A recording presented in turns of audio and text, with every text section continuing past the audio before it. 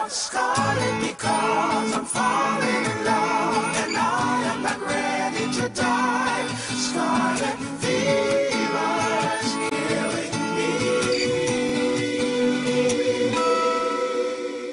All right, I'm here with Hannah Yukon and Shauna Noone. They are some actresses/directors.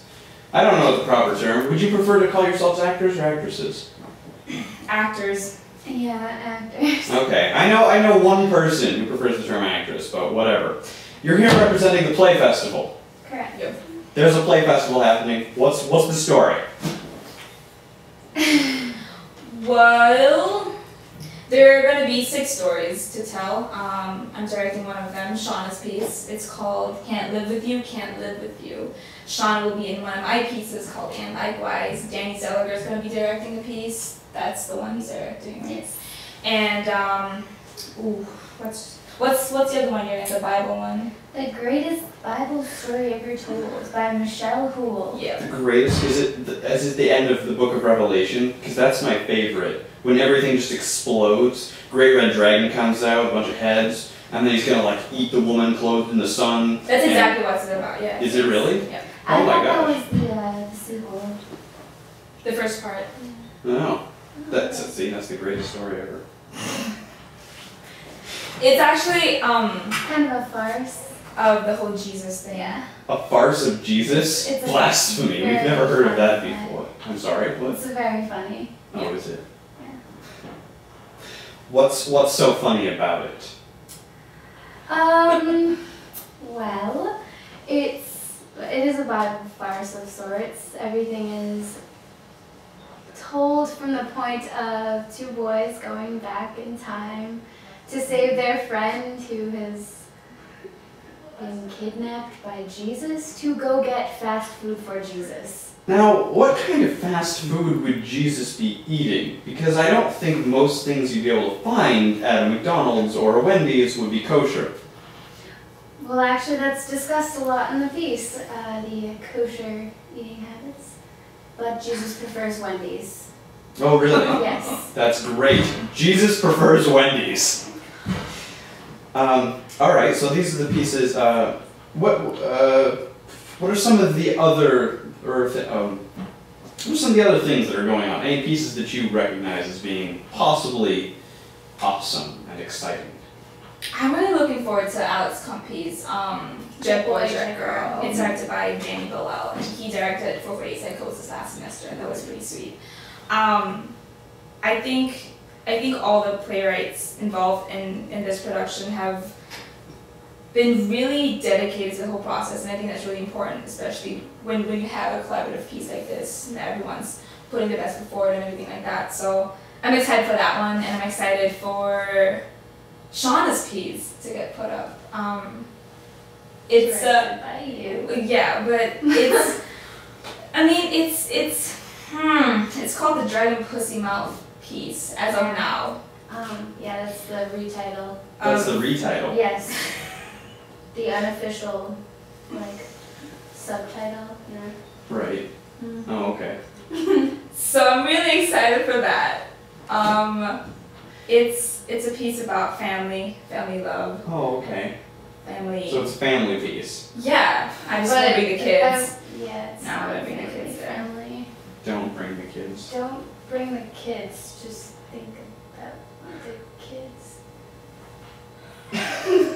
That's your playwright right there. So you both are directing? No, you've both written and you're both acting in. For either, I'm not acting. you're directing and you're writing. Yeah, And, she's writing and acting. okay.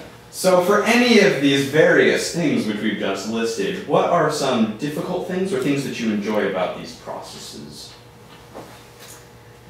The openness between everyone involved. Actors know the directors on a friendly basis for the most part. You are still communicating with the writer, so if you need to edit something in the script or change a scene, put it somewhere else, you talk to your playwright. But that never happens to you, because you always get it right the first time, right? Yeah, pretty perfect. yeah, I'm perfect. but seriously. So I have to work with, it's like what Shauna said, it's really nice for me to have to go back and call her and be like, can you come in for rehearsal? Can you come in and see if this is what you want? That kind of working relationship is really important, I feel like. And the fact that Shauna's so open to changes in the script, like I can just pick out a line. That's not really something you can do as a director, I feel like. Like most playwrights will be either dead or you can't have access to them as easy as I can, so.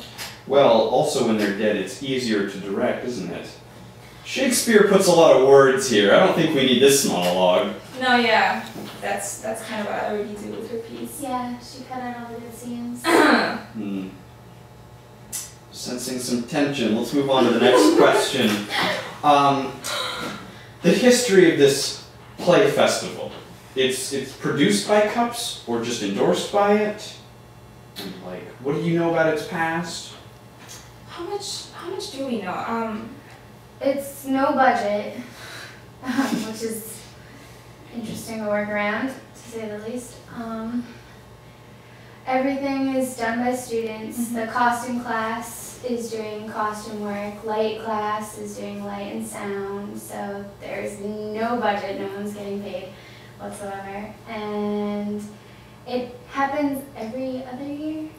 Yeah, once every 2 years. Yeah, once every 2 years. Yeah, and I know that Clubs is the main student club that puts this on. So. And our Professor Gino, Yeah. he is overseeing the readings of the plays. Of 3 plays put up by Sharon Broadway, Isaac Goodman, and Spencer Curry. Cool, cool. So, there's a lot of students, a lot of things going on. But why should this home audience go to your play festival? I think Everything is so well written, and it's so student involved that you should just come support your friends. because it's bound to be someone you know that has done their work in this piece. I'm trying to sound as intelligent as I can. But it's just a really nice, it's a nice chance to get your work shown, and it's important work that's being put on. And I think that's a good message to give people, because you're like putting yourself out there, and you feel vulnerable, but it's exhilarating at the same time. Right. All right. So when is this all going to happen?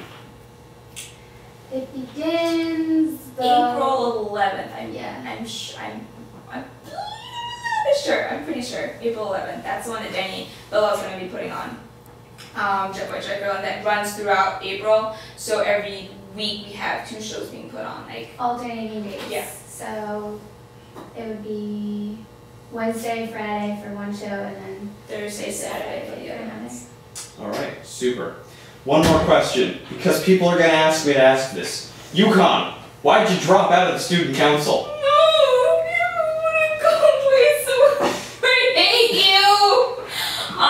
Okay, I've been on student council. What is this? You didn't tell me when to do this. I'm not prepared for this. What?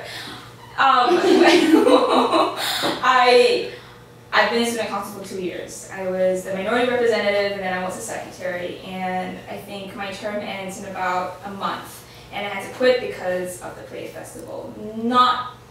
And also because I couldn't give 100% to student council, which I don't really like. So I want to make sure I'm doing one thing or the other. And I felt that Kate Wiley, who's the new secretary, was going to do a fantastic job, and I waited for her to get into office before I resigned. And